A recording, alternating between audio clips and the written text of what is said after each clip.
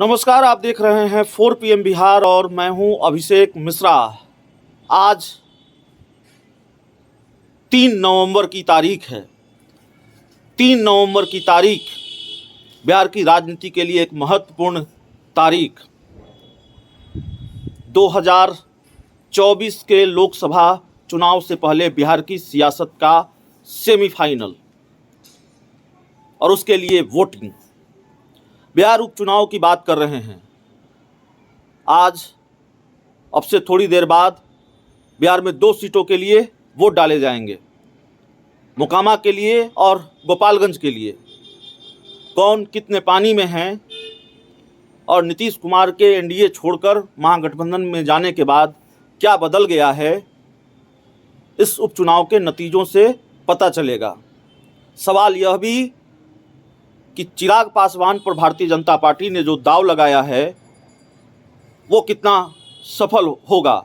चिराग पासवान पर जो भरोसा भारतीय जनता पार्टी ने किया है उस पर कितने खरे उतरेंगे।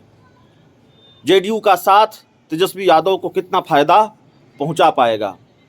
सवाल यह भी कि उपचुनाव के नतीजे अप्रत्याशित होंगे या जो संभावित है वही होगा, जो होता रहा है वही होगा।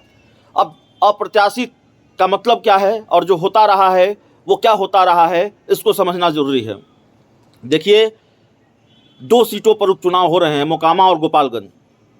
अब से थोड़ी देर बाद वोटिंग होनी है, लेकिन इन 2 सीटों पर वोटिंग, 2 सीटों के लिए उपचुनाव क्यों हुए, ये दोनों सीटें किसकी थी, इन सीटों की पृष्ठभूमि क्या है। मोकामा अनंत सिंह के विधायक रहे, आरजेडी के विधायक रहे। अनंत सिंह का गढ़ माना जाता है। अनंत सिंह बाहुबली छवि के नेता माने जाते हैं, बाहुबली कहा जाता है उनको। और सिर्फ आरजेडी के टिकट पर नहीं, 2020 के विधानसभा चुनाव में वो आरजेडी के टिकट पर जीते। उससे पहले वो जेडीयू के टिकट पर जीतते रहे। 2015 में वो जेल से निर्दलीय चुनाव जीते। तो बहुत आसानी से अनंत सिंह ये सीट अपने कब्जे में करते रहे हैं, जीतते रहे हैं। कम से कम हाल के कुछ विधानसभा चुनाव की स्थिति यही है, परिणाम यही रहा है। दूसरी तरफ गोपालगंज पर क्यों चुनाव हो रहा है। गोपालगंज में बीजेपी बहुत आसानी से जीतती रही है।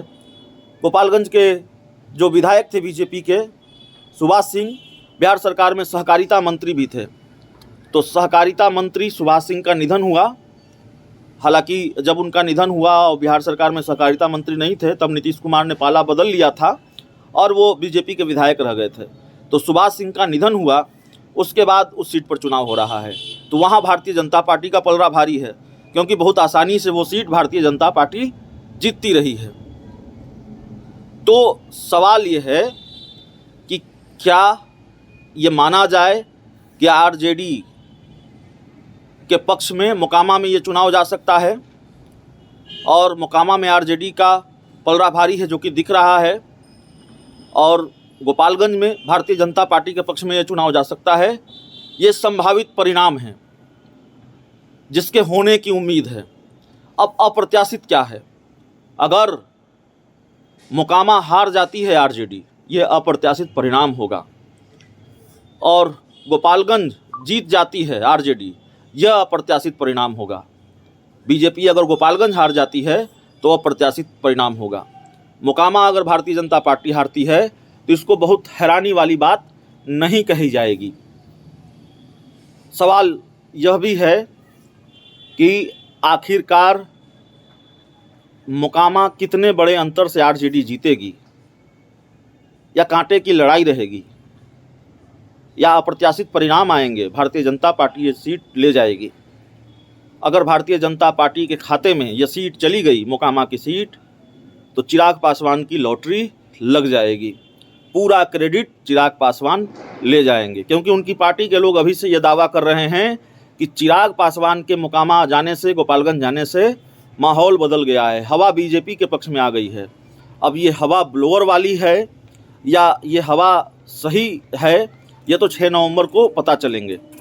आज वोटिंग हो रही है, होनी है, अब से थोड़ी देर बाद वोटिंग होगी और 6 नवंबर को रिजल्ट सामने आएंगे।